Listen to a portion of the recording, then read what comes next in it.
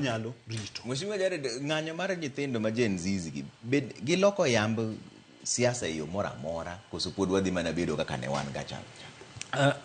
Mokwongo wakete ler moro. Ka wawuoyo kuom jotelo to nitiere yo manyaka wa describe godo. Ambe an jatelo to ka osiepna Ondiek ma gena ahinya wacho ni nogolo Uhuru ka kong'o to Moi ne ok madh kong'o, koro kuma ne ginya rome go Uhuru ka kong'o onge. Moi ji ong'e te ni ne madho mana chai gi soda be ok ahinya gi chak to gi chak.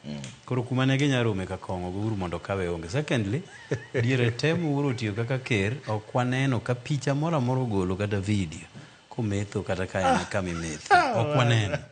But mano ok important. Gen Z gi wanyalo wacho ni en a blessing in disguise. Kenya nyone kama rach ma wuoyi miluongo ni Ruto ni nyochiko kode bugo. Nyor William osebedo gi tok teko moro ka makata gik moa e doho ma koto wacho nyoko chike ite. Ing'eyo ni kata mana finance bill ma 2023 mano okelo weche moko mathoth ahinya nyaka housing levy nodhi nyaka e doho ma doho no chungo. Noko ni oko chike ite. En pod biro dhi choko pesa kaka no pange. Nyo osechope okang' mutiyo gi migepe nyaka mag obila e yo ma ok ni kare. To anyalo wacho ni wan millennials nyo osehingowa. To kara nyo wan gi stock miluongo ni jo Gen Z manyo wakana kana okuogi kamoro. Kanyo giwuok koro Ruto yie chiko ite sani.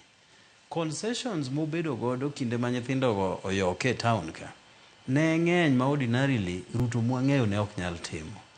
Omeyo Gen Z gi olokonwa piny upside down. To gima gitimo maber mogik ni gi restore giduogo gima iluongo ni rule of law ma ok itima gimoro gi tok teko ni ine ma ine telo.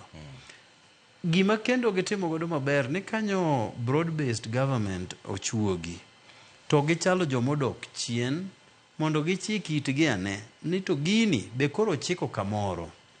To adwa wacho negi ni kigibed mabor. Sirkande ma complacent mose dhi moromo ochopo kama no dhiye jakelo ga tok teko kendo toke kanyo. Omiyo kigibed mabor. Ging'iye wabe wang'iye to ka ginyorowa to wabiro luongo gi kendo mondo mi girienwa gini kaka nyoge sechako rieye.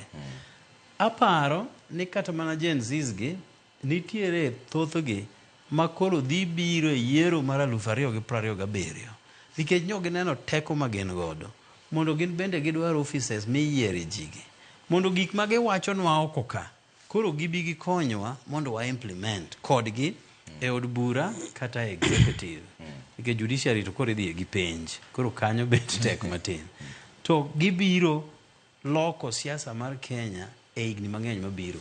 Ing'e ni gini ok otimore e Kenya kende kata emo nyochakore. Sano gwere Tanzania nyo mak nyaka Tundu Lissu gi lange te manyo dwa dhiro weche mag ng'anyo. Uganda nyochi neno kosechwadore wanawa. Kendo Nigeria bendo moka choth. Jo Bangladesh kato kendo nyo time yo moingo wa. Nikech gen mama manyo jatelo ja opuro ng'wecho lal odhi India. Nyo dwa dhi dak America kone ka ok biye gi jomoriembi. Kata mana William ni dinyo gole America minya ineno keto ne state kiang'ocha state visit nyo ok dhi rwake kendo. Mane kaka America timore. Omiyo giloko nwa siasa mar Kenya e yo mapok ne waparo nyaka nene. To kendo nyo kawo gi mana dweche 2 kende. To tarik 25 magi donje bunge cha koro to ne giloko Kenya.